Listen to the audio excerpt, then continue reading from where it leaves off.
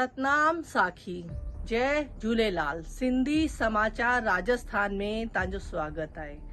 अज पाण ॻाल्हि कंदासीं महाशिवरात्रि जे पर्व जे बारे में कि महाशिवरात्रि जो पर्व पाण छो मनाईंदा आहियूं, उन जूं अद्भुत जानकारियूं तव्हां सां साझा कंदासीं। महाशिवरात्रि जो पर्व फागुन मास जी कृष्ण पक्ष जी चतुर्दशी जो ईंदो आहे। ते ॾींहुं पाण इहा महाशिवरात्रि मनाईंदा आहियूं। इन ॾींहुं पंहिंजो देवनि जो देव महादेव भगवान शिव ऐं माता पार्वती जो विवाह थी रहियो हो।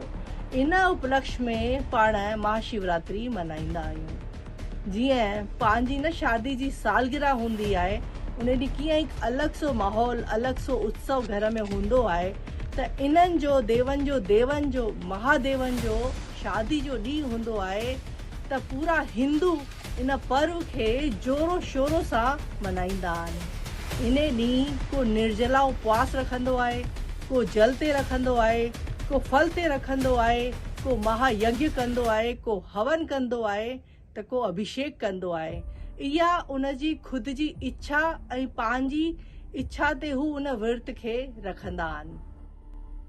महाशिवरात्रि ते सभु ऐं ॾाढा माण्हू अभिषेक कंदा आहिनि। उन अभिषेक ते ऐं हूअं बि सभु माण्हू महामृत्युंजय जो जाप कंदा आहिनि, जेको मंत्र आहे ओम त्र्यंबकम यजामहे सुगंधिम पुष्टिवर्धनम उर्वारुकमिव मंदना मृत्योर्मोक्षी मामृतात्।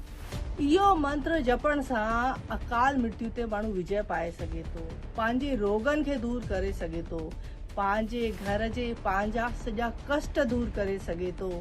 पर सची श्रद्धा, चईंदा आहिनि न शिव भोलो आहे, हू झटि प्रसन्न थी वेंदो आहे, पर उन लाइ ओड़ो भोलो मन खपंदो आहे। भोले मन जा सभु कम पाण ई पूरा करे छॾंदो आहे।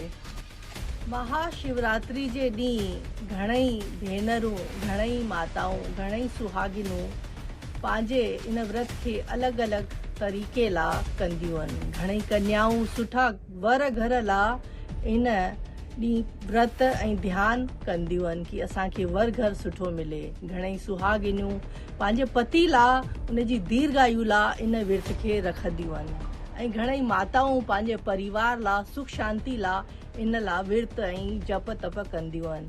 ऐं भाउर बि पंहिंजे अलॻि अलॻि विषय, अलॻि अलॻि मन जी जेकी बि जेको जंहिंजो भाव आहे, पंहिंजे भाव ते इन विर्त खे रखंदा आहिनि, अभिषेक कंदा आहिनि। सुखी दाम्पत्य जीवन पाइण लाइ इन विर्त खे रखण सां, अभिषेक जल हवन करण सां भोलो जल्दी प्रसन्न थी वेंदो आहे। मूंखे लॻे थो सुठी सुहिणी जानकारी सिंधी समाचार राजस्थान ते मां ॾेई रही आहियां। सतनाम साखी। जय झूलेलाल।